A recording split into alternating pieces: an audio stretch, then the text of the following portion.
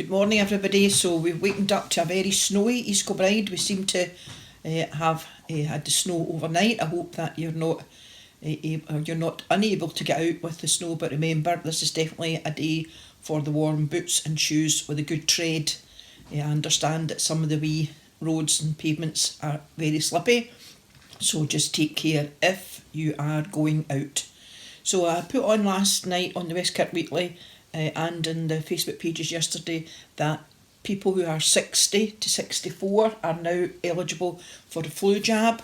So if you have not had your flu jab at all for any purpose, it's now up to you to phone up and let them know and get an appointment.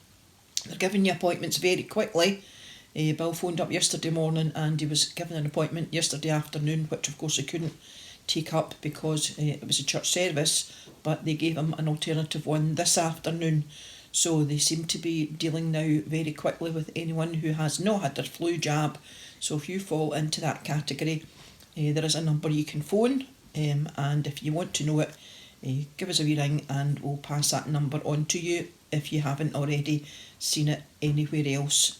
This is Councillor Fiona Dryborough, who's the councillor, I think, up in Greenhills and Lindsayfield, who is very good at passing on information about everything that happens and keeping people up to date. So that information came from her yesterday, as did a plan of how the vaccinations for COVID are going to kind of roll out over the next wee while.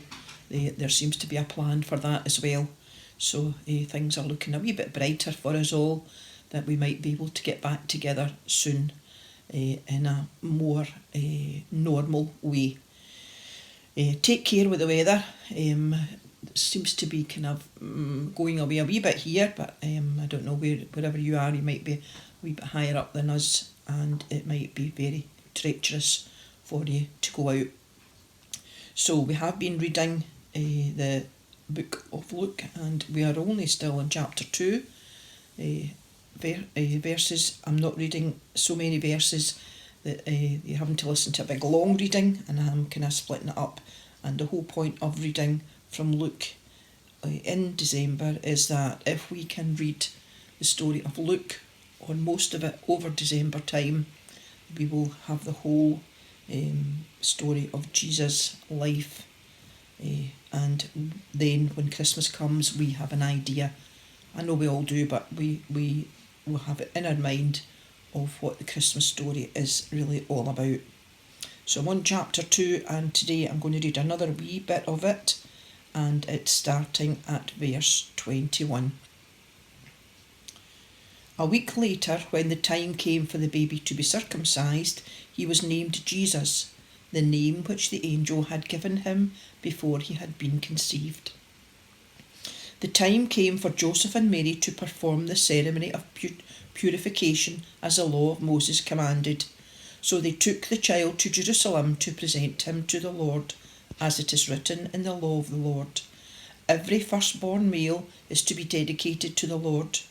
They also went to offer a sacrifice of a pair of doves or 2 young pigeons, as required by the law of the Lord. At that time there was a man named Simeon living in Jerusalem. He was a good God-fearing man and was waiting for Israel to be saved.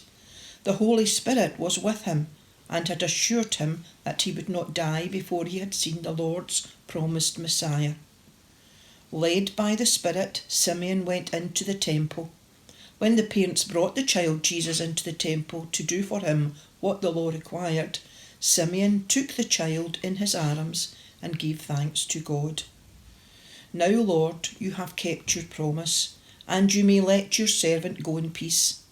With my own eyes I have seen your salvation, which you have prepared in the presence of all peoples, a light to reveal your will to the Gentiles and bring glory to your people Israel.